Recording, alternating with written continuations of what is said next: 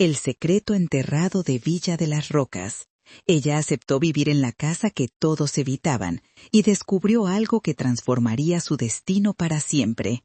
¿Puedes imaginar la desesperación de una persona al punto de aceptar vivir en un lugar que todos creen estar maldito? Parece cosa de ficción, pero esta historia sucedió de verdad en el interior olvidado de una provincia remota de Argentina en 1958. Antes de continuar, me gustaría que pensaras en la decisión más difícil que alguna vez tuviste que tomar por tu familia. Déjala aquí en los comentarios, los leeré todos y me encantaría conocer esas historias de coraje que ustedes llevan. Y si estas narrativas tocan tu corazón, no olvides suscribirte al canal, porque el final de este viaje te sorprenderá de una forma que jamás imaginaste. Lo que esta mujer encontró en aquella casa abandonada no solo cambió el rumbo de su vida, sino el destino de toda una comunidad. El sol de marzo caía implacable aquella tarde sobre Villa de las Rocas, un pequeño poblado enclavado entre cerros pedregosos y cafetales resecos por la sequía. El polvo rojo subía con cada ráfaga de viento caliente, cubriendo las modestas casas de bareque y los rostros envejecidos de sus moradores. Dolores Silva caminaba despacio por la carretera de tierra batida, cargando en brazos a su hija menor, Laura, de apenas 2 años y medio. Agarrado a su falda raída venía su otro hijo, Pedro, un niño de 8 años con ojos demasiado grandes para su rostro delgado y una expresión que ya conocía la tristeza más allá de su corta edad. Dolores tenía 27 años, pero la vida había dejado marcas profundas en su rostro que la hacían parecer mucho mayor.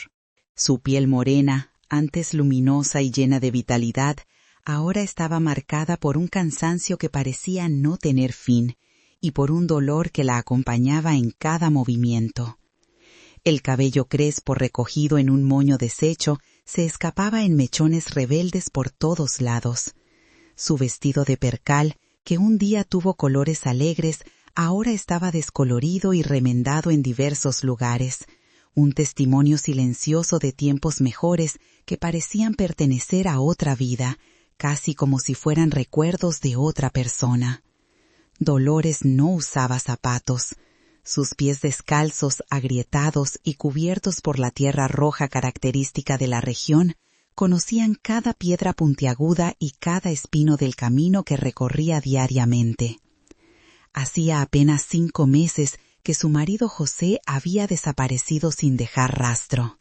No hubo velorio, no hubo sepultura, ni una cruz donde ella pudiera llevar flores y hablar con él en las tardes solitarias. José había partido hacia Buenos Aires, como tantos otros hombres de la región en aquella época, llevando consigo la promesa de regresar con dinero suficiente para construir una casa de verdad y ofrecer un futuro digno a sus hijos. Durante los primeros 2 meses llegaban cartas irregulares con noticias esporádicas y algo de dinero que apenas alcanzaba para comprar los frijoles, el arroz y la harina de maíz de la semana. Pero una mañana las cartas simplemente dejaron de llegar, como si un hechizo hubiera sido lanzado sobre ellas. El silencio que se instaló era pesado, sofocante e implacable. Pasaron las semanas transformándose en meses interminables. Algunos decían que había sido arrestado por la policía por no tener documentos. Otros cuchicheaban en susurros sobre los peligros de las grandes ciudades, de los estafadores que engañaban a trabajadores honestos y los dejaban a su suerte en las calles sin salida de la capital argentina. La verdad nunca llegó hasta Villa de las Rocas, solo un vacío que crecía cada amanecer en el pecho de Dolores y en las preguntas silenciosas que sus hijos hacían con los ojos. La existencia de una mujer en Villa de las Rocas dependía completamente de tener un hombre a su lado. Sin José, Dolores se había vuelto invisible para la sociedad local.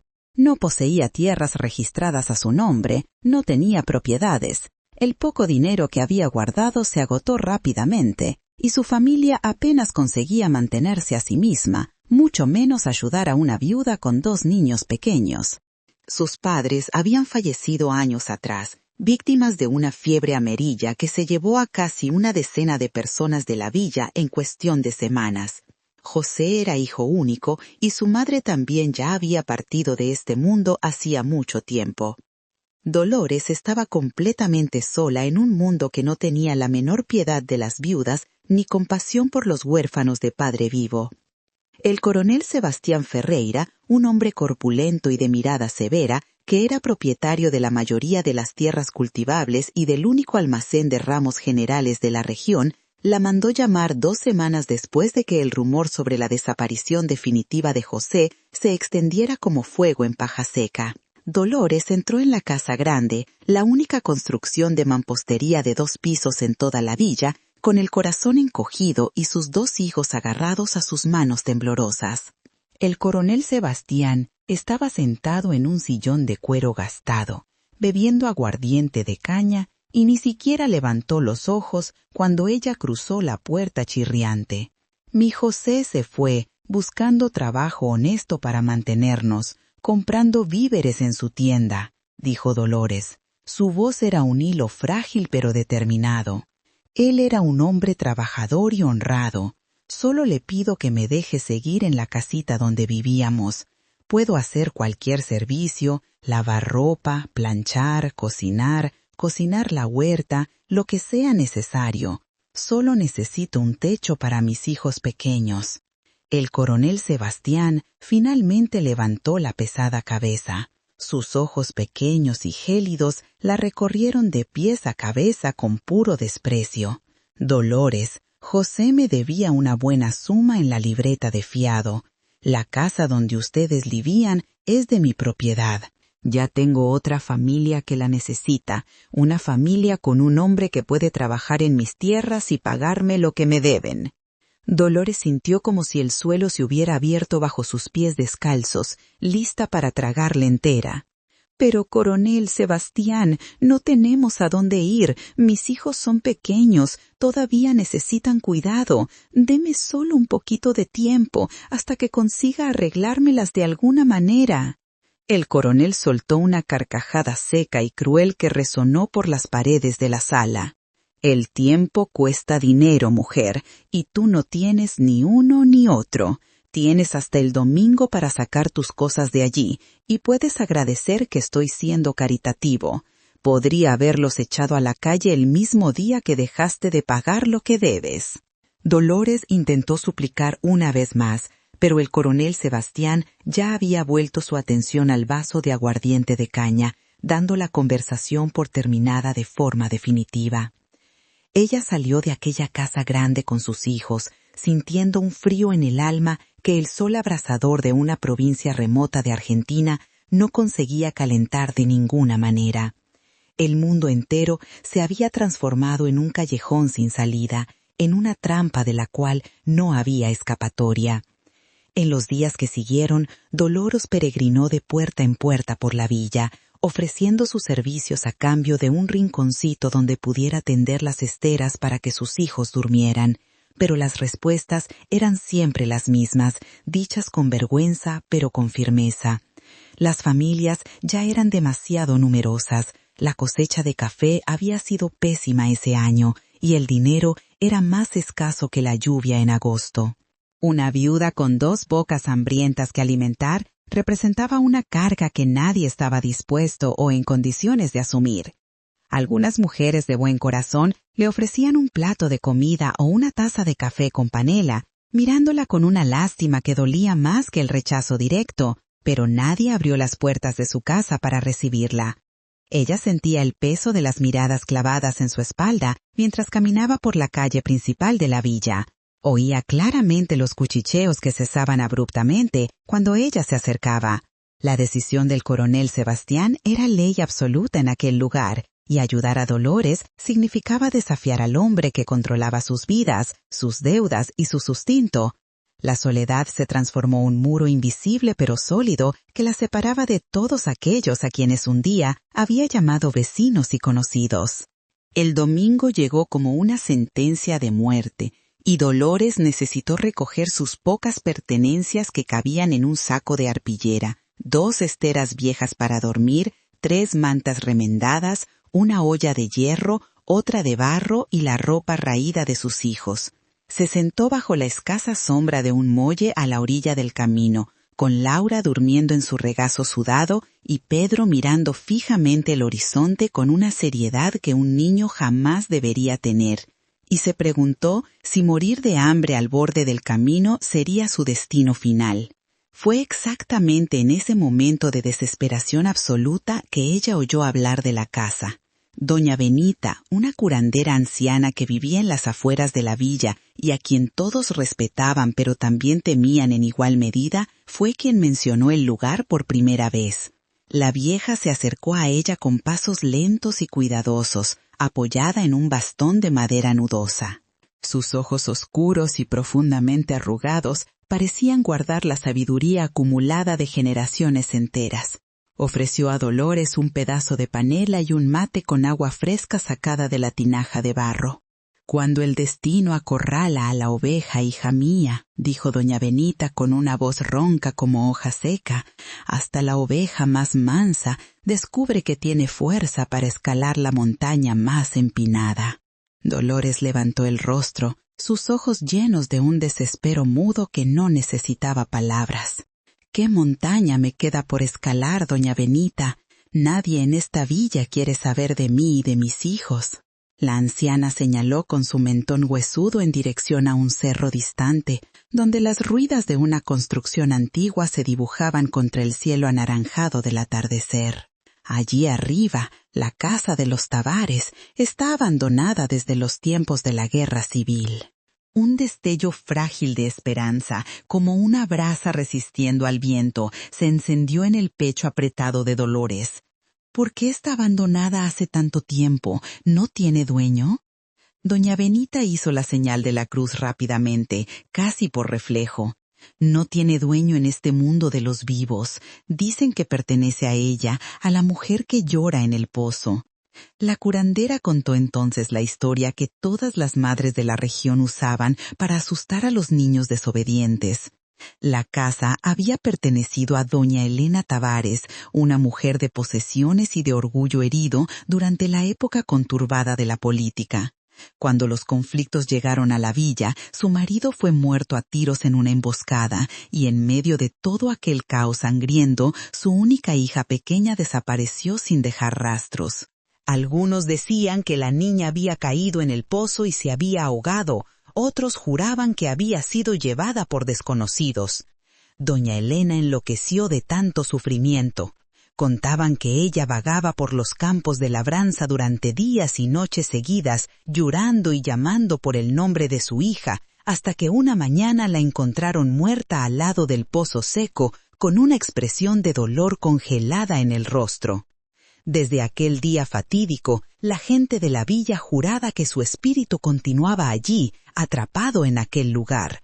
Un llanto helado que se oía en las noches de viento, un presagio de mala suerte para cualquiera que osara profanar su dolor y su morada.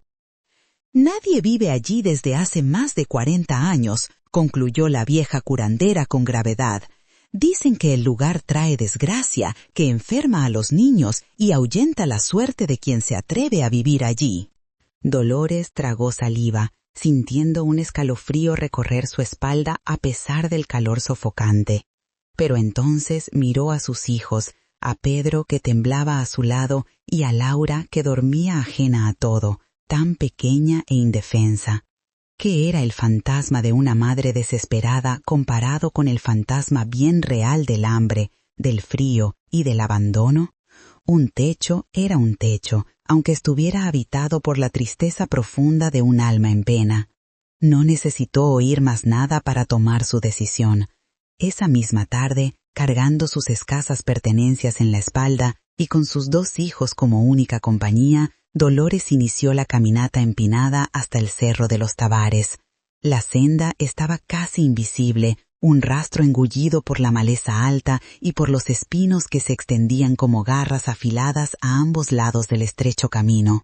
El sol comenzaba su descenso, tiñendo el cielo de colores violentos que parecían sangre derramada, proyectando sombras largas y siniestras que parecían tener vida propia. Pedro apretó con más fuerza la mano curtida de su madre. «Mamá, tengo miedo de este lugar», susurró el niño. sus ojos fijos en la silueta fantasmagórica de la casa que crecía ante ellos a cada paso.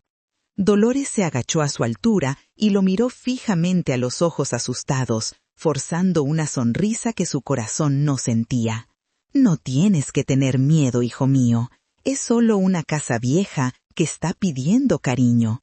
La vamos a limpiar bien, a quitarle la tristeza que está pegada en las paredes y se convertirá en nuestro hogar. Tú eres el hombre de la casa ahora, y todo hombre necesita un castillo que proteger, ¿verdad?» Ella misma apenas creía en sus propias palabras, pero el coraje a veces es solo una máscara que una madre se pone para proteger a sus crías del mundo cruel de afuera. La casa era mucho más grande y más arruinada de lo que parecía vista de lejos. Las paredes de adobe estaban agrietadas y desmoronándose en varios puntos, y el tejado de la construcción principal se había derrumbado prácticamente, dejando las vigas de madera podrida expuestas al cielo como las costillas abiertas de un animal muerto hace mucho tiempo. Un portón de madera carcomida, que un día debió haber sido imponente y bien hecho, ahora servía solo de marco para un patio invadido por pasto alto y plantas de cardo que crecían sin control alguno, sus ramas secas apuntando en todas direcciones como lanzas amenazadoras. Dolores se detuvo ante la construcción en ruinas y sintió un escalofrío recorrer todo su cuerpo, una sensación profunda de melancolía que parecía emanar de las propias paredes agrietadas. El aire allí arriba era pesado y húmedo, cargado con el fuerte olor a moho y a flores marchitas. Era como si el dolor angustiante de doña Elena se hubiera impregnado en cada pedazo de adobe, en cada teja rota esparcida por el suelo. Con el hombro empujó una puerta pesada de madera que colgaba de una única bisagra oxidada. El crujido que la puerta produjo fue un gemido largo y agudo que resonó en el silencio opresivo del atardecer. El interior estaba sumergido en sombras profundas. El olor a moho y a hésel de murciélago era casi insoportable, haciendo arder sus ojos. El suelo era de ladrillos rotos y sueltos, cubiertos por una capa espesa de polvo rojo, hojas secas y pedazos de madera caídos del techo. Telarañas gruesas como encajes cubrían todos los rincones y colgaban del techo como velos fantasmagóricos. No había muebles aprovechables, solo restos de madera podrida y trozos de loza antigua esparcidos por el ambiente. Ella exploró las habitaciones con extrema cautela, buscando desesperadamente un espacio que pudiera ofrecer alguna protección mínima para su familia. La mayoría de los cuartos estaba completamente expuesta a la intemperie, pero en un anexo lateral, lo que antiguamente debieron haber sido la cocina y las habitaciones de los empleados, encontró un cuarto cuyo techo, a pesar de tener algunas goteras visibles, parecía aún resistir el peso del tiempo. El piso era de tierra apisonada y en una de las esquinas había una chimenea de piedras ennegrecidas por el hollín de hogueras encendidas hace décadas. Era muy poco, pero era un techo sobre sus cabezas. Era un abrigo contra las noches frías que vendrían. Dolores dejó a Laura sobre uno de los cobertores extendidos en el suelo duro y comenzó inmediatamente la tarea hercúlea de limpiar el ambiente. Trabajó sin parar hasta que la oscuridad fue completa y absoluta, barriendo con una rama de escoba improvisada, arrancando las telarañas pegajosas con sus propias manos, removiendo los escombros y los destrozos con una fuerza que ni sabía que aún poseía. Pedro la ayudaba dentro de sus posibilidades limitadas, cargando hojas secas fuera de la casa, su miedo inicial siendo reemplazado por la necesidad urgente de ayudar a su madre en aquella empresa imposible. Cuando finalmente lograron encender una pequeña hoguera en la chimenea antigua, las llamas danzantes proyectaron una luz dorada y reconfortante sobre las paredes descascaradas, ahuyentando por unos momentos la opresiva oscuridad que las rodeaba. En aquella primera noche interminable, Dolores no pudo pegar ojo ni por un instante. Tumbada en el suelo áspero y helado, con sus hijos acurrucados a su lado buscando calor, ella escuchaba atentamente cada sonido del monte circundante, el ulular solitario de una lechuza, el crujido aterrador de las viejas maderas del techo, el silbido del viento que entraba por las rendijas y agujeros de las paredes, Y algo más, un sonido distante y tenue que le heló la sangre en las venas. ¿Era solo el viento nocturno o realmente el lamento angustiado de una madre buscando a su hija perdida? Cerró los ojos con toda la fuerza que tenía y rezó en silencio a Nuestra Señora de los Dolores, la patrona en quien siempre había confiado. Madre mía del cielo, protege a mis hijos esta noche. Danos fuerzas para aguantar lo que venga. Guárdanos en este lugar olvidado por todos. Los primeros días en aquella casa abandonada fueron los más arduos que Dolores había enfrentado en toda su vida sufrida. La supervivencia se transformó en una guerra librada desde el amanecer hasta el anochecer. Se despertaba antes de que el primer rayo de sol tocara la cima de las montañas y bajaba el cerro hasta el manantial, un trayecto de casi 3 kilómetros que recorría 2 veces cargando 2 latas pesadas colgadas de un palo sobre sus hombros adoloridos. Con aquella agua preciosa, preparaba una gacha rala para sus hijos y luego caminaba hasta la villa en busca de cualquier trabajo que le rindiera unos pocos pesos. Lavaba ropa ajena en las piedras lisas del arroyo hasta que sus manos se agrietaban y sangraban. Molía maíz en el mortero de otras familias hasta que sus brazos le palpitaban de dolor, o se internaba en el monte cerrado para recolectar leña que luego vendía por una miseria. El dinero que ganaba apenas le alcanzaba para comprar un poco de frijoles, arroz y harina de maíz en el almacén de ramos generales del coronel Sebastián, donde tenía que soportar la mirada de desprecio del hombre que la había echado a la calle. A veces, cuando la suerte le sonreía, alguna mujer de corazón blando le daba las sobras de la comida del día anterior. Pero la mayoría de los habitantes de la villa la evitaba como si ella llevara alguna enfermedad contagiosa. Cuando caminaba por las calles de tierra apisonada de la villa, las personas desviaban la mirada o hacían la señal de la cruz discretamente. Los niños que antes jugaban con Pedro ahora corrían a esconderse detrás de las faldas de sus madres cuando lo veían acercarse. La casa de los Tavares era un estigma pesado, y ella, al hacer de aquel lugar su hogar, se había contaminado con su supuesta maldición a los ojos de todos. Doña Marta, la esposa autoritaria del coronel Sebastián, una mujer de lengua venenosa y corazón pequeño como una semilla seca, llegó a decir en voz alta en la plaza de la iglesia para que todos pudieran escuchar claramente: «Esta mujer fue a buscar la desgracia en el cubil de la aparición. Va a traer mala suerte y peste a toda la villa. Pueden anotarlo». Dolores aprendió rápidamente a construir una armadura invisible alrededor de su corazón herido. Fingía no escuchar las palabras crueles que eran como piedras arrojadas contra su pecho. Endurecía el rostro para no mostrar la dolor profundo que el desprecio ajeno le causaba. No tenía otra opción. Era la casa abandonada o la muerte segura debajo de algún puente.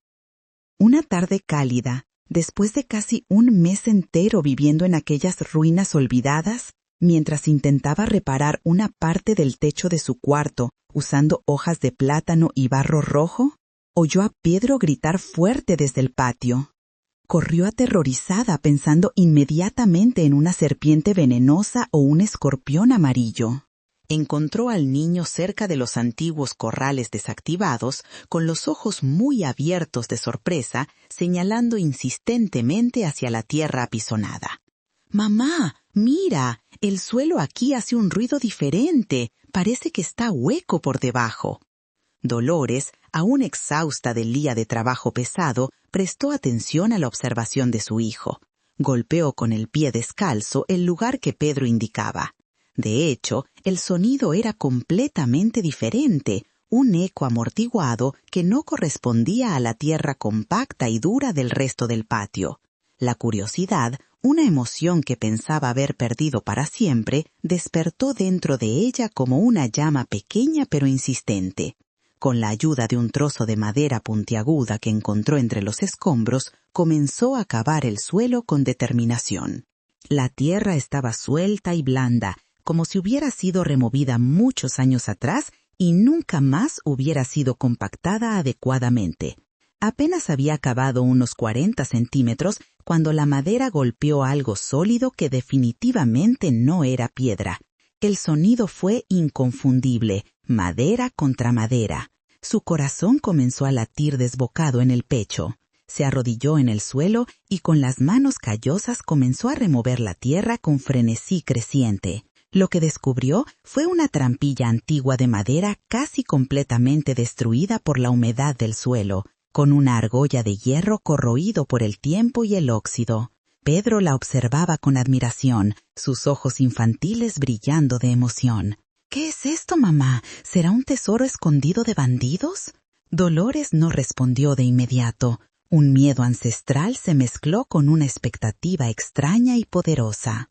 Con un esfuerzo inmenso, tiró de la argolla con toda su fuerza. La madera podrida cedió con un chasquido seco y la trampilla se desmoronó en pedazos, revelando una abertura oscura como boca de lobo y una escalera de peldaños de piedra que descendía a las entrañas de la tierra. Un vaho helado y húmedo, con fuerte olor a tierra antigua y a secretos enterrados, subió de aquel agujero negro envolviéndola completamente y haciéndola temblar de pies a cabeza. No sabía exactamente lo que había allí abajo en aquella oscuridad, pero alguna fuerza inexplicable la impulsaba a descubrir el misterio. Era como si el propio lugar, después de ponerla a prueba durante aquellas semanas difíciles, finalmente hubiera decidido revelar su secreto más profundo y peligroso. «Quédate aquí con tu hermanita y no salgas de aquí de ninguna manera», le dijo a Pedro con una seriedad que hizo al niño comprender instantáneamente la gravedad del momento. El sol ya estaba casi poniéndose completamente en el horizonte y la oscuridad dentro de aquel agujero era total e impenetrable. Dolores volvió corriendo a su humilde cuarto, encendió un viejo farol de queroseno que había conseguido en un bazar de segunda mano y con el corazón martillando fuerte contra las costillas, regresó a la trampilla abierta. La curiosidad era ahora mucho más fuerte que cualquier miedo que pudiera sentir. Se asomó al borde del agujero oscuro.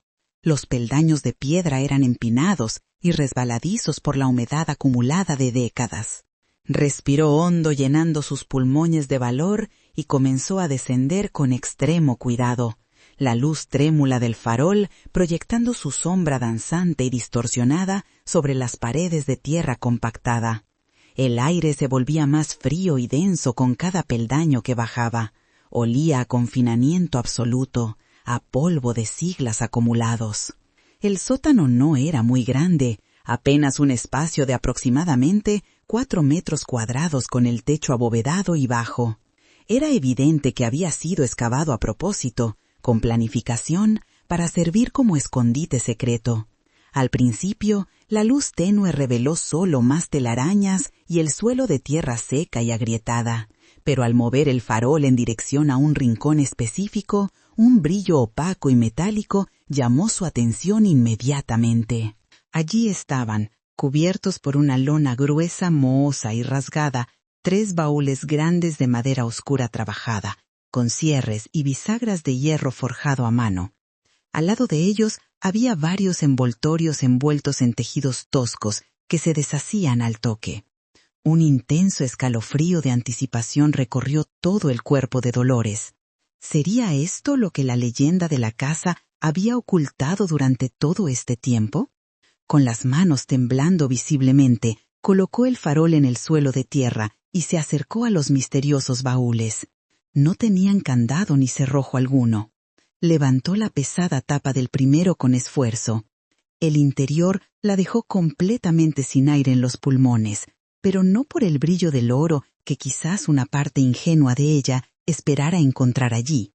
El baúl estaba forrado con un terciopelo rojo completamente descolorido y desvaído, y contenía objetos de una belleza extraña y perturbadora. Había máscaras esculpidas en piedra verde con expresiones severas e intimidantes, collares elaborados hechos de conchas marinas y piedras de colores, vasijas de cerámica pintadas con intrincados dibujos de animales místicos y dioses desconocidos, y extrañas estatuillas de una piedra negra y brillante que reflejaban la luz del farol con un brillo casi sobrenatural. Eran tesoros sin duda, pero no del tipo que ella había imaginado en sus pensamientos más secretos. Eran tesoros arrancados de la propia tierra, de los antepasados olvidados, de un tiempo muy anterior a los portugueses, a los campos de labranza y a los lamentos de mujeres enloquecidas por el dolor. Se sentía como si hubiera tropezado con el corazón adormecido de todo un pueblo perdido en el tiempo. Abrió el segundo baúl con las manos aún temblorosas y encontró más objetos preciosos. Peines delicados esculpidos en hueso, sellos de arcilla con símbolos incomprensibles y cuidadosamente doblados varios manuscritos hechos de cuero curtido y un papel grueso y amarillento, todos cubiertos de elaborados dibujos y símbolos que ella no podía descifrar, pero que reconocía como la escritura de los pueblos antiguos. Eran documentos históricos raros, como los que el profesor de la escuela itinerante había mostrado en un libro ilustrado años atrás. Finalmente, en el tercer y último baúl, encima de más piezas de cerámica cuidadosamente envueltas, encontró un único objeto envuelto en un paño de lino fino. Un cuaderno encuadernado en cuero legítimo, cuyas páginas amarillentas por el tiempo estaban cubiertas por una caligrafía elegante y apretada. Lo abrió con reverencia y miedo. La primera página decía con letras esmeradas: Diario personal del doctor Augusto Tavares, estudioso y pecador a los ojos de Dios, año de 1931. Era el marido de doña Elena. Dolores sostuvo con delicadeza una pequeña estatuilla de barro que representaba a un guerrero con un elaborado tocado de plumas. Estaba helada al tacto, como si guardara dentro de sí todo el frío de los años enterrada, y parecía vibrar imperceptiblemente con alguna energía contenida y antigua.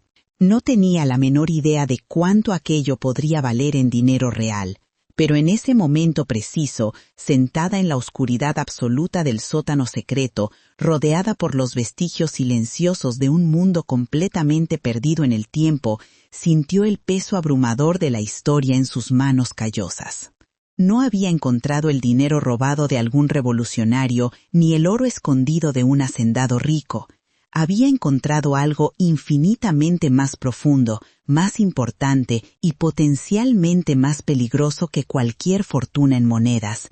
Había encontrado el alma robada de un pueblo entero, arrancada a la fuerza de su lugar sagrado de descanso.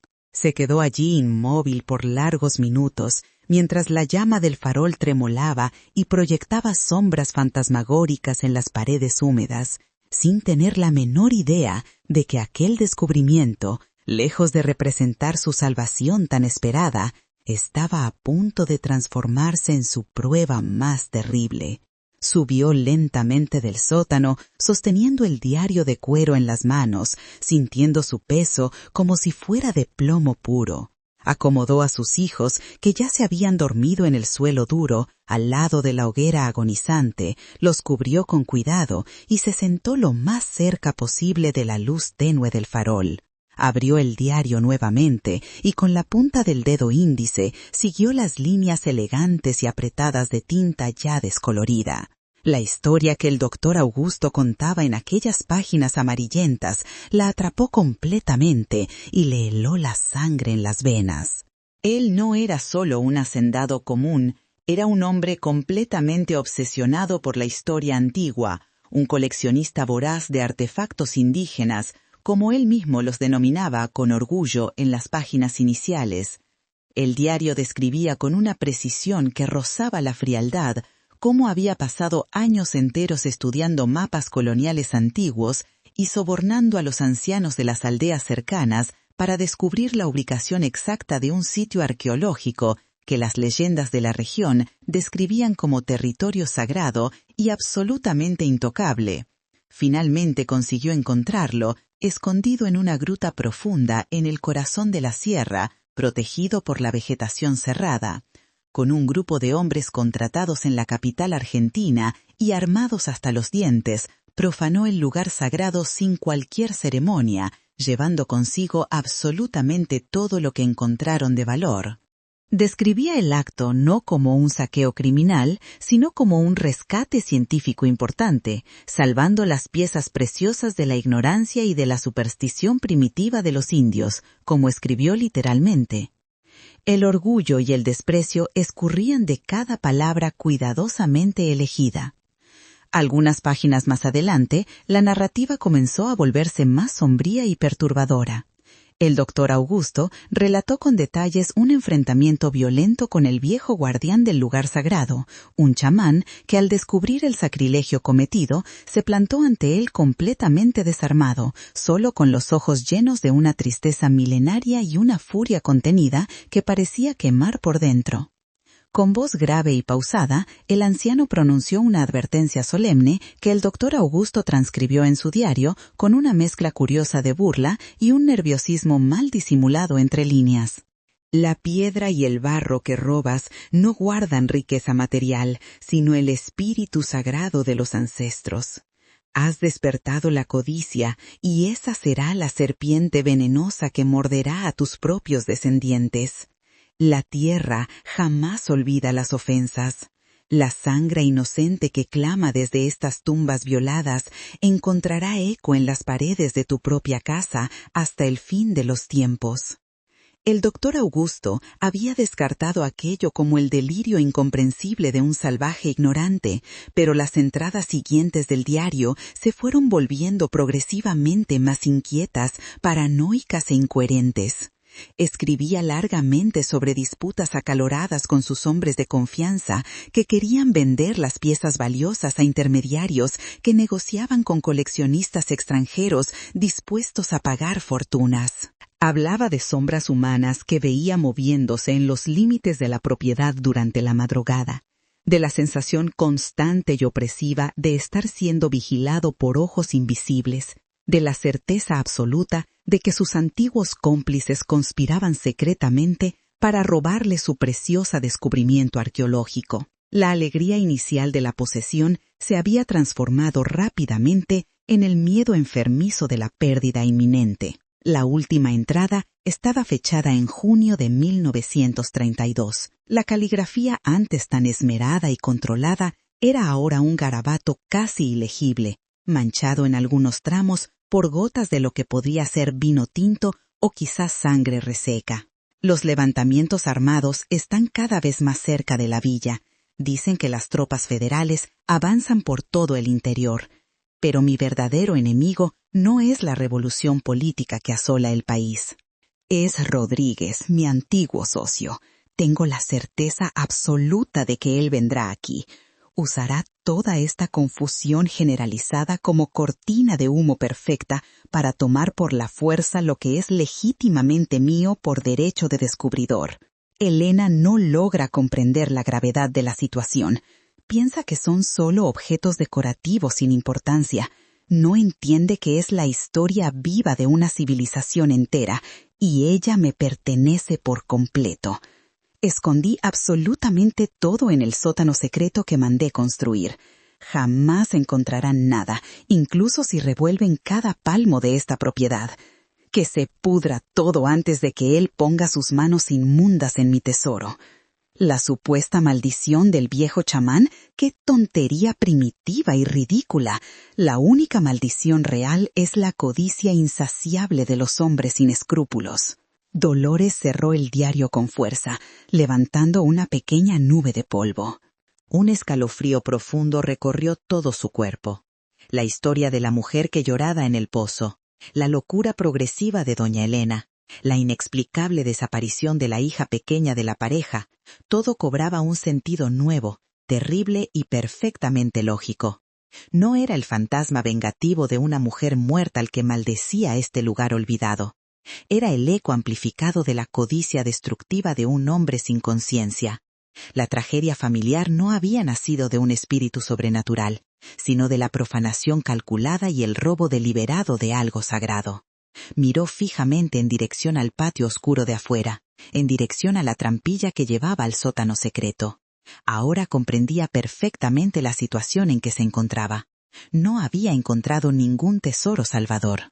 Había tropezado con la raíz envenenada de una desgracia antigua, con un secreto empapado de violencia y sangre que había permanecido adormecido y latente bajo sus pies durante décadas, solo esperando pacientemente.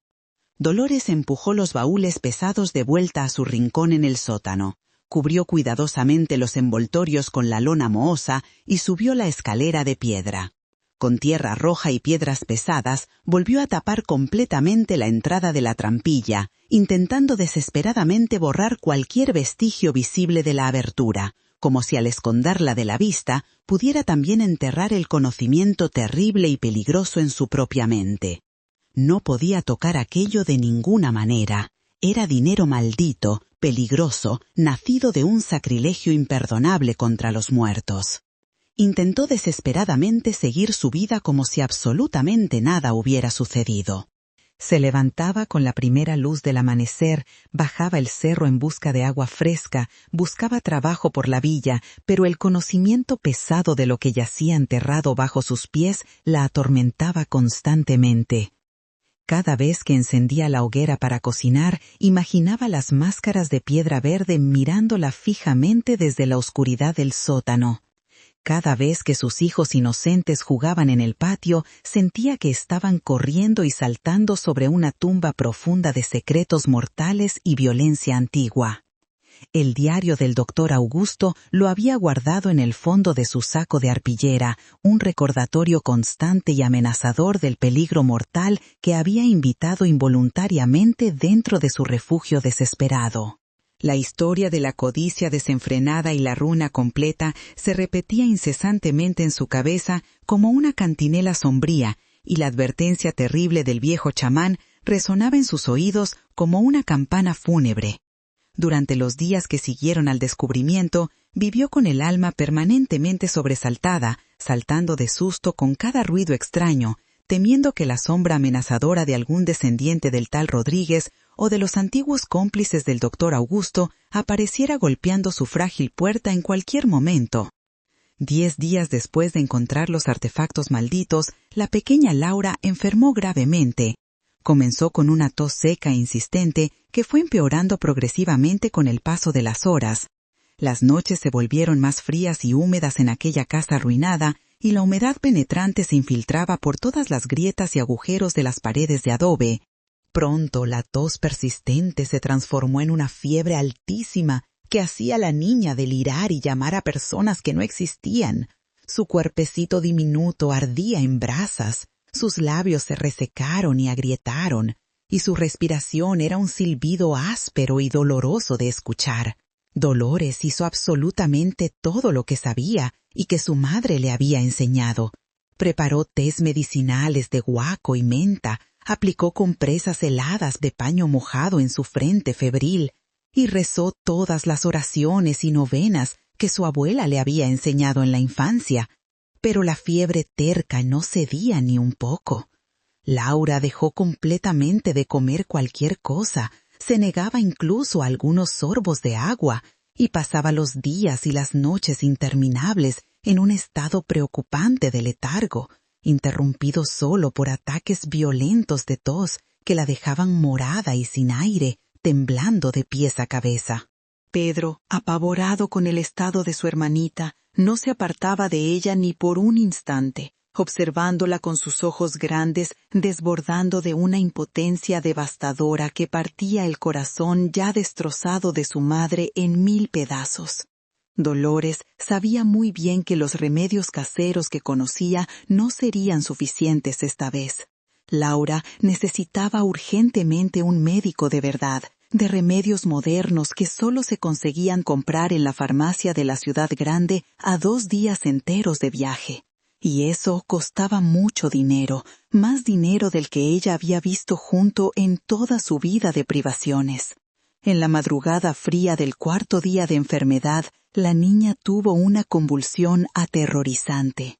Dolores entró en pánico absoluto. La sujetó con fuerza en sus brazos, sintiendo su cuerpecito frágil sacudirse violentamente sin control. Sus ojitos se voltearon completamente hacia atrás, mostrando solo lo blanco, y un hilo fino de espuma blanca apareció en la comisura de sus labios amoratados. «Mi hija va a morir aquí en mis brazos», pensó con una claridad aterradora y cristalina. Mi hija va a morir de una enfermedad que tiene cura y yo no puedo hacer absolutamente nada porque soy pobre y abandonada. Fue exactamente en ese instante preciso de desesperación total y absoluta, con el llanto desesperado de Pedro de fondo y el cuerpo pequeño de Laura convulsionando descontroladamente en sus brazos temblorosos, que Dolores tomó una decisión que cambiaría todo. En su mente atormentada vio nítidamente las figuras de piedra verde y las vasijas de cerámica antigua. Vio la advertencia terrible del chamán grabada en las páginas del diario. La codicia será la serpiente que morderá a sus descendientes. ¿Pero sería realmente codicia querer desesperadamente salvar la vida de su hija? ¿O la verdadera maldición imperdonable era dejarla morir allí por puro miedo a fantasmas y supersticiones? El dilema moral la destrozó por dentro como un cuchillo afilado, pero cuando miró fijamente el rostro de su hija, pálido como la muerte y cubierto de sudor frío, la respuesta vino instantánea y visceral como un puñetazo en el estómago. Que se condenaran todas las maldiciones y todos los fantasmas de hombres muertos hace décadas. No existía espíritu, no existía leyenda, no existía miedo en este mundo mayor que el terror de una madre a punto de perder a su hija pequeña. Con una determinación feroz nacida del desespero absoluto, acostó a Laura cuidadosamente en el suelo. Le pidió a Pedro con firmeza que vigilara a su hermana sin apartarse de ella, y corrió como una loca hasta el patio, hasta el lugar exacto donde la tierra seca guardaba su secreto mortal y prohibido. Con una fuerza que no sabía ya poseer, nacida del amor materno y del puro desespero, cavó en la tierra dura con sus propias manos hasta que sus uñas se rompieron y comenzaron a sangrar. Descubrió la entrada de la trampilla, bajó corriendo al sótano, sin siquiera preocuparse en encender el candil para ver, y a ciegas en la oscuridad completa, buscó en el primer baúl. Sus dedos tocaron la frialdad de la piedra verde y agarró la primera pieza que encontró. Un collar elaborado hecho de piedras verdes perforadas y entrelazadas con hilos de oro antiguo, no más grande que la longitud de su antebrazo, pero sorprendentemente pesado. No paró para examinar nada más ni por un segundo. Subió corriendo la escalera, volvió a cubrir el agujero con tierra y piedras rápidamente y envolvió el valioso collar en un pedazo de tela vieja, escondiéndolo en el fondo de su saco de arpillera. Corrió desesperada con Laura quemándose de fiebre en sus brazos hasta la casa simple de doña Benita. La anciana la recibió en completo silencio, observaba atentamente la fiebre altísima en los ojos vidriosos de la niña y la determinación febril y casi insana en los ojos de la madre desesperada. «Cuídala por mí, doña Benita, por el amor de Dios y de todos los santos.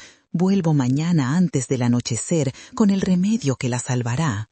«Juro por la memoria sagrada de mi madre que volveré», imploró Dolores con la voz completamente embargada. Doña Benita asintió gravemente, sus ojos profundos y oscuros, llenos de una sabiduría triste y antigua, y tomó a la niña delicadamente en sus brazos frágiles.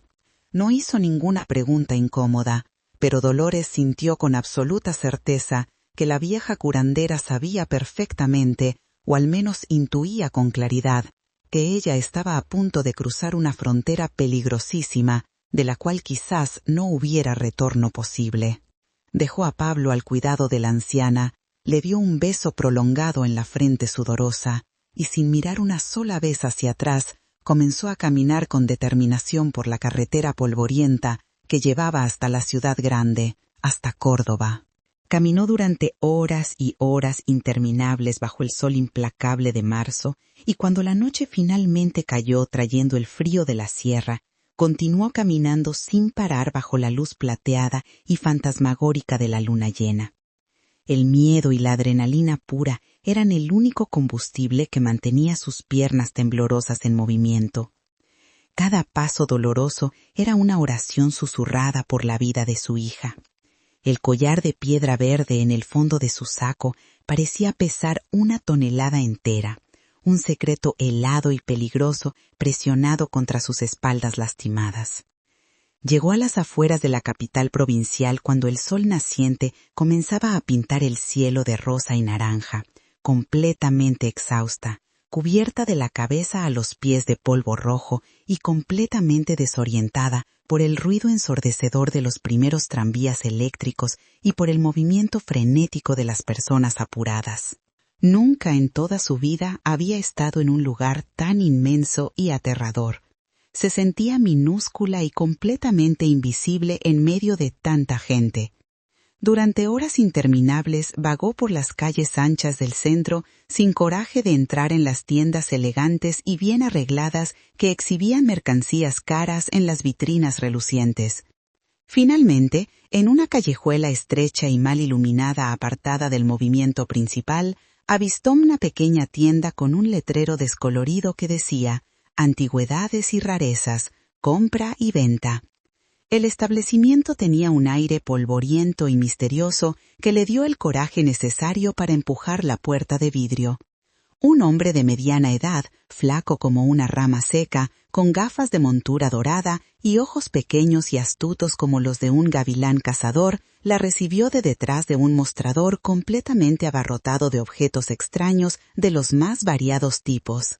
Dolores, con la voz temblorosa de nerviosismo y cansancio, desenrolló cuidadosamente el collar de piedras verdes y lo colocó sobre el mostrador arañado con reverencia. Los ojos del hombre se abrieron visiblemente por una fracción de segundo, un destello inconfundible de pura codicia que él controló rápidamente, adoptando enseguida una expresión estudiada de interés solo moderado. El negociante tomó la pieza preciosa con dedos que temblaban levemente, la examinó minuciosamente con una lupa de joyero, la sopesó repetidamente en su mano huesuda.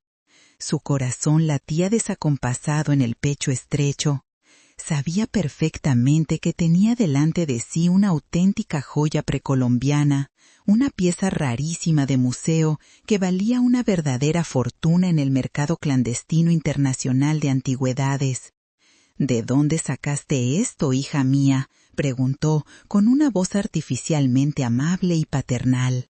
«Era de mi bisabuela, que fue indígena», mintió Dolores rápidamente, repitiendo la única historia que había logrado inventar durante la larga caminata nocturna. Ella la guardaba como reliquia de familia desde muchas generaciones. El hombre soltó una risita corta y falsa. Bueno, su bisabuela tenía un gusto refinado, sin duda, pero esto no es para tanto. Debe ser una imitación bien hecha, quizás del siglo pasado.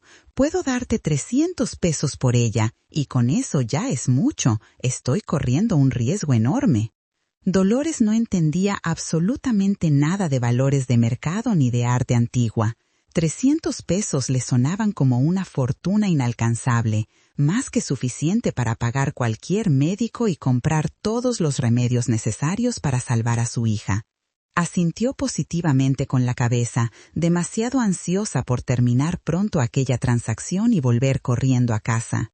El hombre le entregó un fajo grueso de billetes arrugados y guardó el collar valioso rápidamente en un cajón cerrado con llave debajo del mostrador, como si temiera que ella cambiara de idea. Mientras Dolores salía apurada de la tienda apretando el dinero contra el pecho como si fuera la propia vida de su hija, sintió intensamente el peso de la mirada calculadora del hombre clavada en su espalda. No era una mirada casual de despedida, era la mirada penetrante y peligrosa de un cazador experimentado que acababa de encontrar un rastro fresco y extremadamente prometedor de una presa valiosa. Había logrado salvar a su hija, pero sentía en lo más profundo de su alma que acababa de vender su paz de espíritu y su seguridad por un puñado de billetes de papel. Con el dinero precioso guardado en el fondo del saco, Dolores no perdió ni un segundo siquiera. Corrió hasta el consultorio del primer médico que logró encontrar, un señor serio de cabellos canosos que la atendió con una impaciencia mal disimulada, pero que al menos la escuchó. Compró todas las ampollas de penicilina importada y los frascos grandes de jarabe expectorante que él recetó en una receta garabateada, gastando casi todo el dinero que había recibido. Sin descansar ni por un minuto, emprendió inmediatamente la jornada de vuelta, un viaje impulsado por una mezcla poderosa de esperanza renovada y pánico constante. El sol nació y se puso nuevamente mientras ella seguía caminando sin parar, sus pies cubiertos de ampollas dolorosas, protestando a cada paso torturante, su mente completamente fijada en la imagen de su hija agonizante. Llegó a la humilde casa de doña Benita en la madrugada siguiente, tambaleándose al borde del colapso físico total. La niña estaba aún más pálida. Su respiración era tan débil que apenas se percibía el movimiento de su pequeño pecho. Doña Lenita había permanecido despierta toda la noche haciendo compresas heladas y dando gotitas de té tibio, manteniendo a la niña viva básicamente por la fuerza de voluntad y la oración. Sin decir una sola palabra, Dolores preparó temblando la primera inyección de penicilina. Sus manos temblaban tanto de agotamiento y nerviosismo que casi no lograba sostener la jeringa de vidrio correctamente. Con la ayuda paciente de la curandera, administró el remedio salvador a la niña adormecida, y entonces comenzó la vigilia más larga de su vida. Durante 3 días y 3 noches interminables, no se apartó de ella ni por un instante, administrando el tratamiento completo con una precisión casi religiosa, rezando ininterrumpidamente en silencio, sin comer casi nada y durmiendo solo unos minutos cada vez. En la mañana del 4.º día, el milagro finalmente sucedió ante sus ojos incrédulos. La fiebre terrible había bajado completamente. La respiración de Clara ya no era aquel estertor aterrador de la muerte inminente, sino un murmullo tranquilo y regular de sueño reparador. La niña abrió sus ojitos lentamente y, en lugar de la expresión vidriosa y distante de la enfermedad grave, Dolores vio finalmente la chispa inconfundible de la vida regresando, débil aún, pero definitivamente presente y real. «Mamá», susurró la niña con la voz ronca. Dolores se desplomó sobre ella, no con el peso del cuerpo, sino con todo el peso abrumador de su alma aliviada, y lloró copiosamente. Lloró con un alivio tan profundo y avasallador que era casi físicamente doloroso. Su apuesta desesperada había funcionado contra todas las probabilidades. Su hija viviría. 2 semanas pasaron y Clara ya estaba corriendo y jugando de nuevo por el patio, aún demasiado delgada pero llena de energía renovada. Dolores sentía una gratitud inmensa e impagable hacia doña Benita y una paz interior que no experimentaba hacía mucho tiempo. La supuesta maldición antigua parecía ahora distante y abstracta, solo una historia aterradora leída en un libro empolvado de un hombre muerto hacía décadas. Pero la noticia de la recuperación aparentemente milagrosa de la niña y, principalmente, del dinero misterioso que lo había hecho posible, se extendió rápidamente por la pequeña villa de las Rocas como fuego en pasto seco. Absolutamente nadie creyó la mal contada historia de la herencia de la bisabuela india. Las miradas de lástima, mezclada con desprecio, se transformaron rápidamente en miradas cargadas de sospecha y envidia mal disimulada. ¿De dónde exactamente había salido tanto dinero para una viuda miserable que vivía sola en la casa embrujada en lo alto del cerro? Los rumores llegaron inevitablemente a los oídos siempre atentos del coronel Sebastián, y sus ojos pequeños y avaros brillaron con un interés completamente renovado. ¿Habría encontrado la mujer por casualidad algún tesoro escondido de los tiempos de la guerra civil enterrado en aquella propiedad abandonada? La idea se instaló firmemente en su mente codiciosa y no le dio más sosiego. La tranquilidad precaria de Dolores duró muy poco tiempo. Comenzó a sentir nuevamente las miradas pesadas sobre sí a donde quiera que fuera. Pero esta vez eran completamente diferentes, más calculadoras, infinitamente más peligrosas y amenazadoras. Sentía una amenaza concreta cerniéndose en el aire caliente, una tensión creciente que no conseguía identificar de dónde venía exactamente, pero que hacía que todos los pelos de su cuerpo se erizaran. 5 días después de volver a la casa en el cerro con sus hijos ya completamente recuperados, mientras juntaba ramitas secas para leña cerca de las ruinas de los antiguos establos, oyó claramente el sonido inconfundible de caballos acercándose. No era nada común que alguien subiera hasta allí. Su corazón se disparó descontroladamente. Espió con extremo cuidado por entre los arbustos espinosos y vio a 3 hombres a caballo parados justo enfrente de la entrada principal derrumbada de la propiedad. No eran de la villa, eso era obvio. Vestían ropa de ciudad, botas de cuero lustrado y sombreros de ala ancha que ensombrecían sus rostros, haciendo imposible ver sus facciones con claridad. Uno de ellos, un sujeto fornido y musculoso, con una cicatriz fea cruzándole el rostro desde el ojo hasta la barbilla, desmontó del caballo con movimientos calculados. Los otros 2, uno alto y delgado como un poste y otro de porte medio pero con aire amenazador, permanecieron montados, observando las ruinas alrededor con miradas frías y depredadoras de quien evalúa una presa acorralada. Dolores quedó completamente paralizada donde estaba. El terror absoluto la dejó sin aire en los pulmones. Sabía con una certeza inquebrantable y aterradora exactamente por qué aquellos hombres estaban allí en ese momento. Eran la consecuencia directa e inevitable de su viaje desesperado hasta la capital. La respuesta concreta a la pregunta codiciosa del anticuario de ojos de halcón. «¡Mujer!», gritó el de la cicatriz horrible, su voz grave resonando en el silencio opresivo de la tarde. «Sabemos muy bien que usted está ahí escondiéndose. El patrón de Córdoba nos contó que usted tiene más piezas bonitas guardadas para mostrarnos. Salga de ahí y vamos a conversar como personas civilizadas. No le haremos ningún daño si coopera bien con nosotros». La amenaza velada pero clara era tan evidente como el sol del mediodía quemando sus cabezas. El breve período de paz y alivio había terminado abruptamente. La verdadera maldición no era fantasma alguno de otro mundo, sino la codicia insaciable y la violencia de los hombres vivos, y ella acababa de golpear con fuerza en su frágil puerta.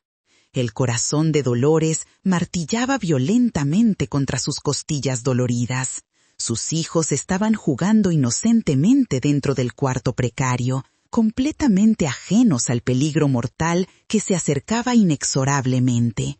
Su instinto materno, poderoso, infinitamente más fuerte que cualquier miedo que pudiera sentir, asumió el control absoluto de sus acciones. Salió lentamente de entre los arbustos donde se escondía, alzando las manos despacio para mostrar claramente que estaba completamente desarmada e inofensiva, intentando desesperadamente proyectar una calma y una confianza que estaba lejos de sentir. «No sé de qué hablan ustedes», dijo con una voz que para su sorpresa salió firme y controlada. «Como pueden ver con sus propios ojos, este lugar se está cayendo a pedazos. Aquí solo vivimos yo y mis 2 hijos pequeños. Somos gente pobre, no tenemos nada de valor que ofrecer». El matón sonrió con una crueldad calculada, una mueca horrible que no llegó ni cerca de sus ojos helados y vacíos. «No intente engañarnos, mujer. El viejo de la tienda nos describió muy bien la pieza que usted vendió. Eso no es algo que la gente pobre guarde en el fondo de un baúl viejo. Conocemos muy bien la leyenda de esta casa maldita, el tesoro de los revolucionarios o lo que sea que esté enterrado aquí.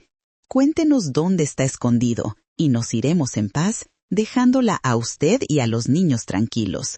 Si no quiere colaborar, mis compañeros y yo tendremos que revolver este lugar entero de arriba a abajo. Y somos muy minuciosos en nuestro trabajo. No nos gustaría nada asustar a los niños inocentes en el proceso». Sus ojos fríos se desviaron por un breve instante en dirección a la puerta precaria del cuarto de Dolores, y la amenaza implícita contra sus hijos le congeló la sangre en las venas como hielo.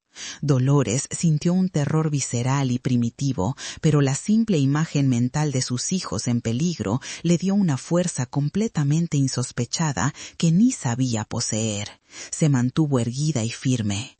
Juro por el alma de mi marido que desapareció, que ustedes están completamente equivocados. Esa pieza que vendí fue lo único y último que me quedó de mi familia. La vendí solo para conseguir comprar medicinas y salvar a mi hija que estaba muriendo de fiebre. No hay nada más aquí, pueden creerme. El matón sonrió con una crueldad calculada, una mueca horrible que no llegó ni cerca de sus ojos helados y vacíos. Una historia muy conmovedora, tengo que admitir. Lástima que no la creamos ni un poquito. Dio un paso más amenazador en dirección a ella, su mano grande y callosa extendiéndose para agarrarla por el brazo con fuerza, pero su frase quedó suspendida en el aire, cortada abruptamente por una voz masculina completamente nueva, tranquila, pero cargada de una autoridad natural incontestable. ¿Interrumpo algo importante aquí?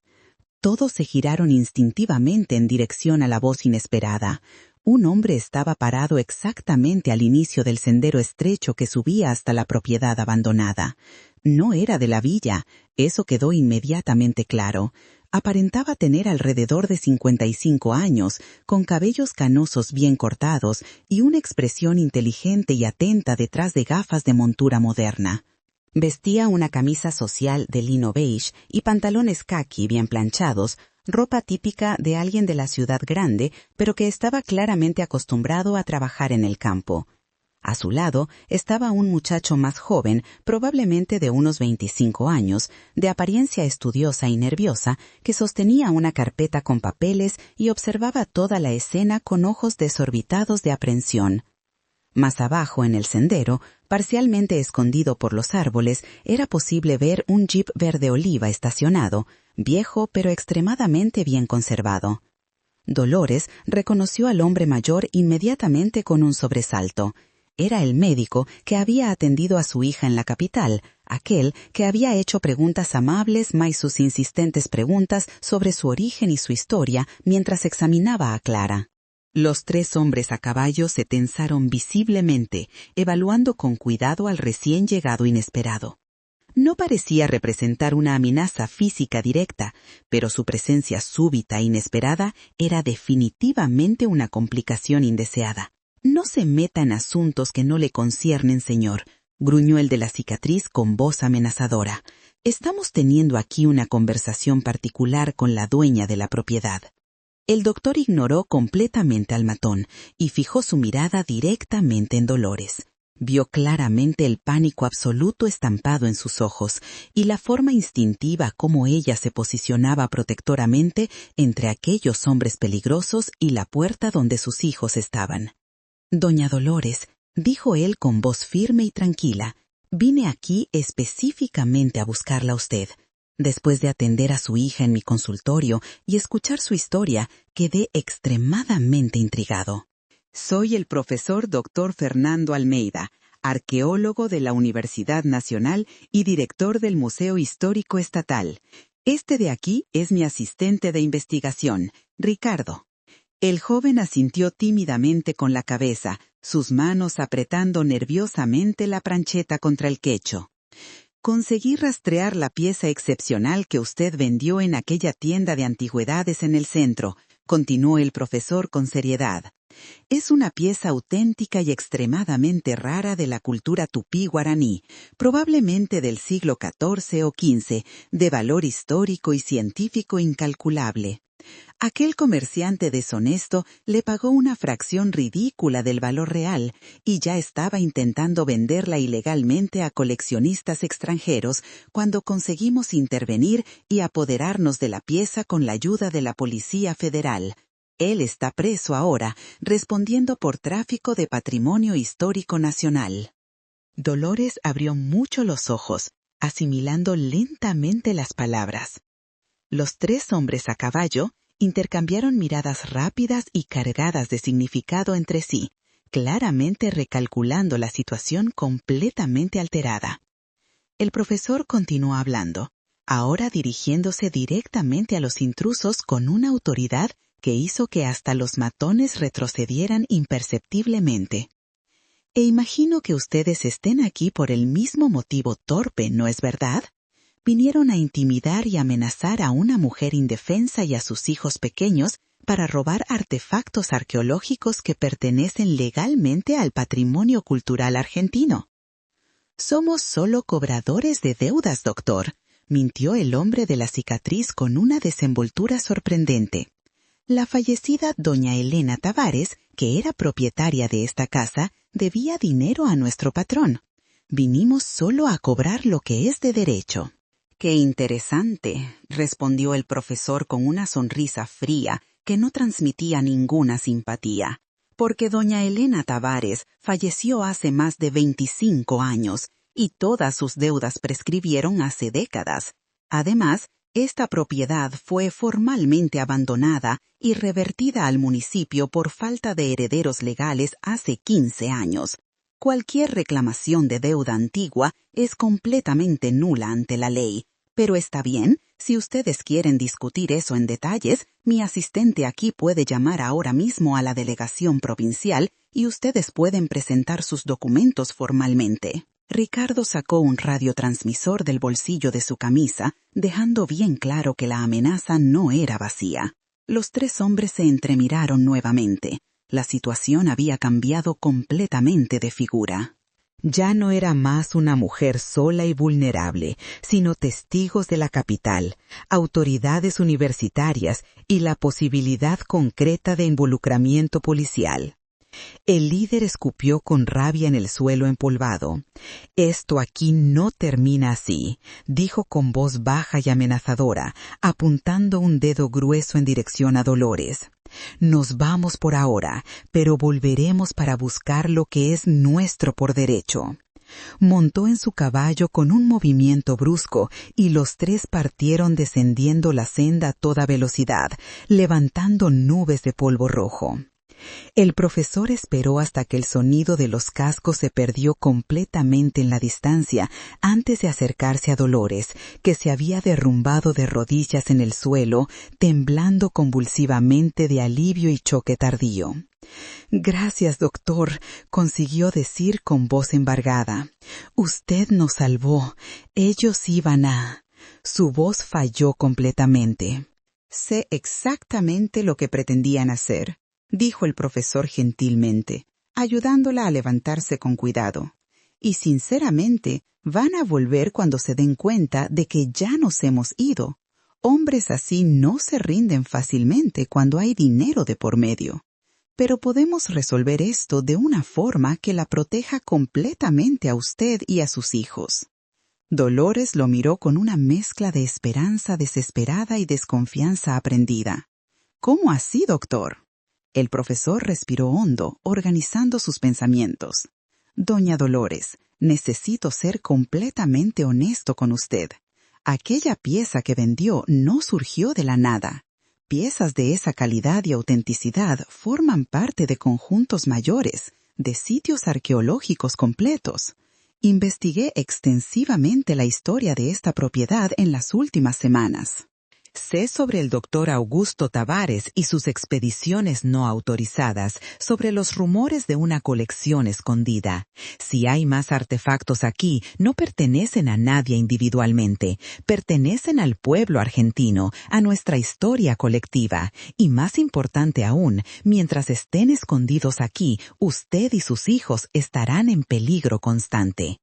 Él hizo una pausa, dejando que las palabras penetraran. «Pero si usted colabora voluntariamente con la universidad, entregando oficialmente cualesquiera artefactos que existan aquí para estudio y preservación adecuados, puedo garantizar varias cosas importantes. Primero, usted recibirá una compensación financiera justa, no una fortuna, pero lo suficiente para comenzar una vida digna en otro lugar más seguro. Segundo, su nombre será registrado oficialmente como descubridora y colaboradora, lo que le dará protección legal. Tercero, y más importante, la universidad tomará posesión legal oficial de esta propiedad para transformarla en sitio arqueológico protegido, lo que significa seguridad permanente con guardias y cerca. Aquellos hombres no podrán volver aquí. Dolores miró hacia la puerta donde sus hijos habían finalmente aparecido, asustados por los gritos. Miró hacia la casa en ruinas que se había convertido en su hogar improbable. Miró hacia el suelo donde el secreto terrible estaba enterrado. La decisión era obvia, cristalina. No había elección real. «Hay más cosas, sí, doctor», dijo bajito, «mucho más. En el sótano secreto. Yo no quería tocar, juro que no quería. Pero mi hija se estaba muriendo y yo no tenía otro remedio. Leí el diario del doctor Augusto. Sé que él robó todo de un lugar sagrado. Sé de la maldición». Su voz tembló. «Solo quiero que mis hijos estén seguros y en paz.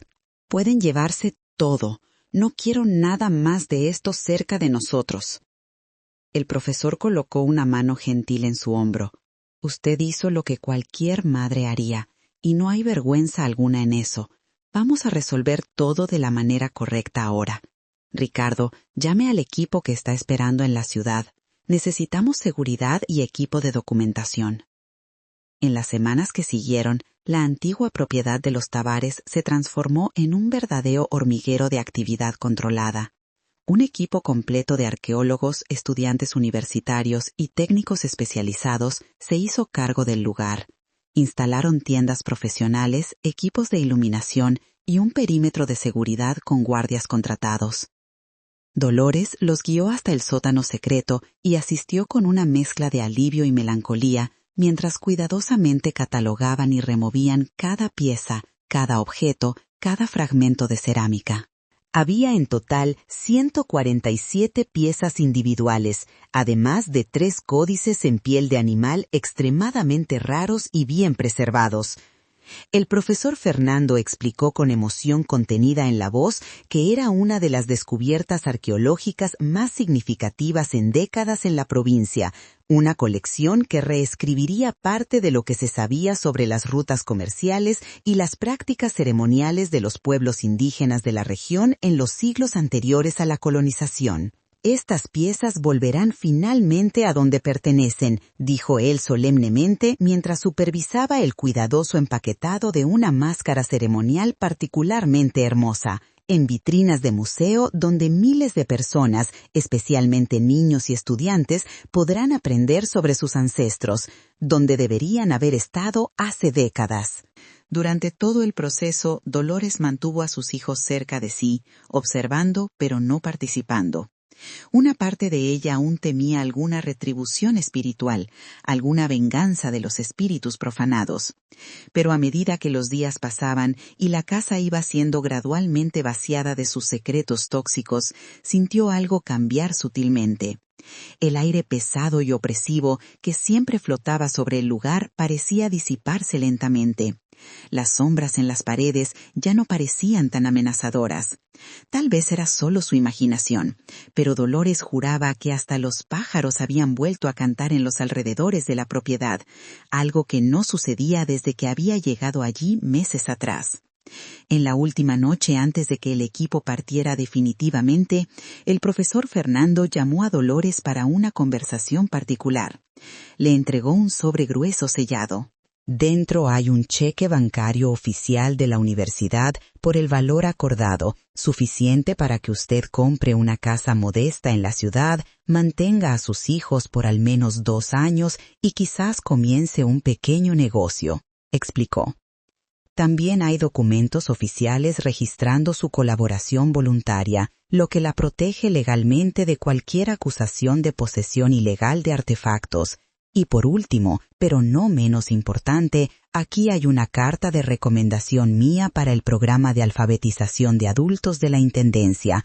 Una mujer inteligente y valiente como usted merece la oportunidad de aprender a leer y escribir adecuadamente. Dolores sostuvo el sobre con ambas manos, sus manos que habían cavado la tierra, lavado ropa, cuidado de hijos enfermos. Estaba pesado con posibilidades. «¿Por qué está haciendo todo esto por mí, doctor? Yo robé esa pieza». «No importa el motivo. Yo robé». El profesor sacudió la cabeza firmemente. «Usted no robó nada. Encontró algo que estaba perdido y abandonado y lo usó para salvar la vida de su hija. Eso no es robo, es supervivencia. Quien robó fue el doctor Augusto Tavares décadas atrás, profanando tumbas y destruyendo contextos arqueológicos por pura vanidad y codicia.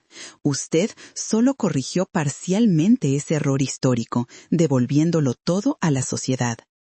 Antes de partir a la mañana siguiente, el profesor se aseguró de realizar una pequeña ceremonia informal. Invitó a Dolores y sus hijos, a doña Benita, que había subido la cuesta con dificultad pero con determinación, y a algunos miembros clave de su equipo.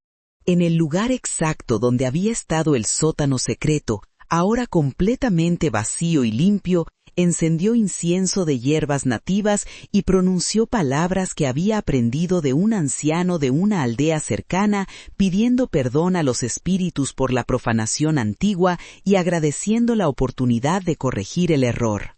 Doña Benita hizo sus propias oraciones en una mezcla de portugués y una lengua antigua que pocos aún conocían.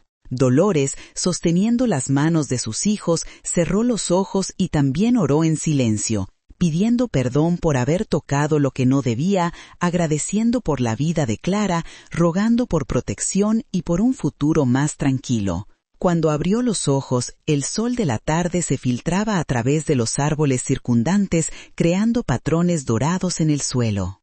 Y por primera vez desde que había llegado a aquel lugar maldito, Dolores sintió genuinamente que podría haber esperanza.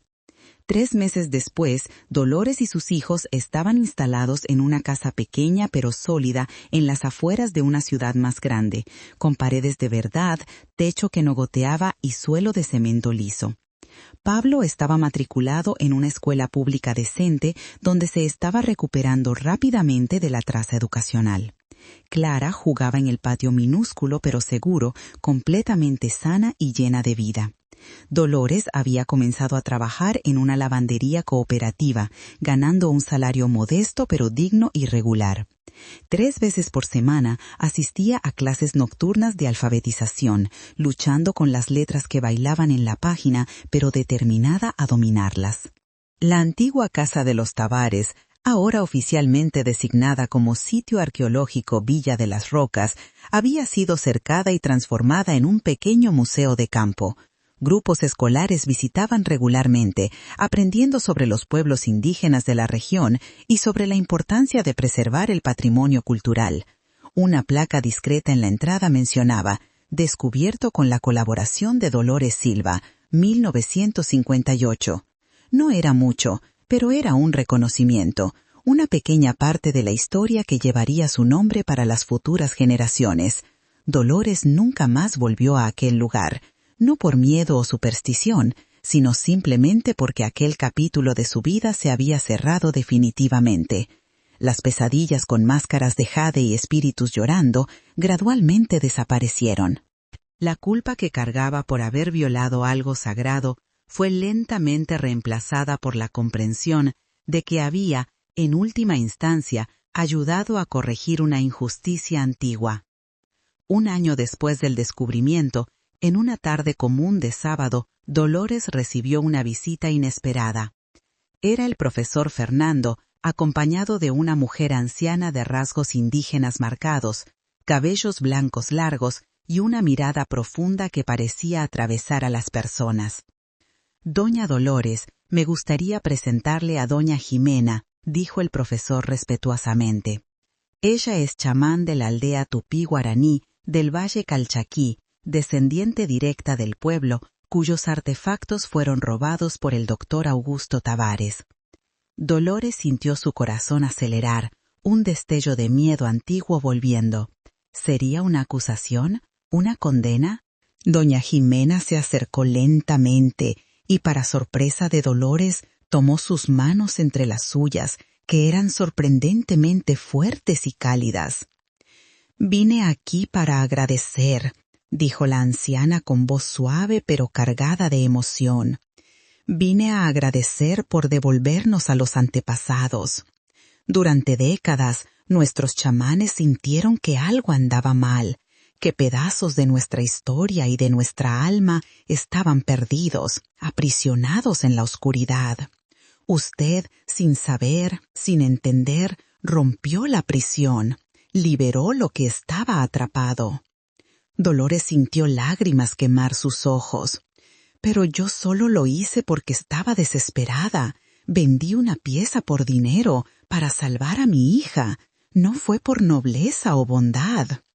La chamán sonrió con inmensa gentileza. ¿Y usted cree que los ancestros no entienden el amor de una madre? ¿Usted cree que ellos, que también fueron madres, padres, abuelos, no reconocen lo que usted hizo? Usted no profanó nada. Quienes profanan son aquellos que toman por codicia, por vanidad, por orgullo. Usted tocó por necesidad y luego devolvió todo cuando pudo haberlo guardado, haber vendido más. Eso exige coraje e integridad. Ella apretó las manos de Dolores con más fuerza. La tierra no olvida, eso es verdad, pero la tierra tampoco condena a quien actúa con corazón limpio. Usted y sus hijos están libres de cualquier peso espiritual. Vine personalmente a traer este mensaje de paz. Aquella noche, después de que las visitas partieran, Dolores se sentó en la pequeña galería de su casa y observó a sus hijos jugando bajo la luz suave del poste de la calle. Pablo reía a carcajadas mientras fingía ser un avión, con Clara corriendo detrás de él intentando atraparlo. Eran sonidos de infancia normal, de alegría despreocupada, sonidos que ella había temido nunca volver a escuchar en aquellos días oscuros en la casa abandonada. Pensó en todo lo que había sucedido, en la jornada imposible que había recorrido. De una viuda desesperada durmiendo en ruinas embrujadas, amenazada por hombres violentos y atormentada por la culpa, se había transformado en una mujer con un hogar propio, con hijos seguros y sanos, con un futuro por delante. La historia de su vida nunca sería fácil, todavía había obstáculos por delante, pero al menos ahora había posibilidades reales.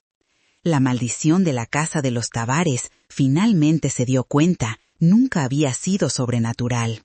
Era la maldición muy humana de la codicia, del irrespeto, de la violencia disfrazada de erudición. Y el rompimiento de esa maldición tampoco provino de magia o rituales elaborados, sino de la decisión simple y profundamente humana de hacer lo correcto incluso cuando costaba caro, de elegir la vida de su hija por encima del miedo, de elegir devolver lo que no le pertenecía por encima de la tentación de enriquecerse, de elegir la verdad por encima del silencio conveniente. Miró el cielo estrellado sobre el pequeño pueblo.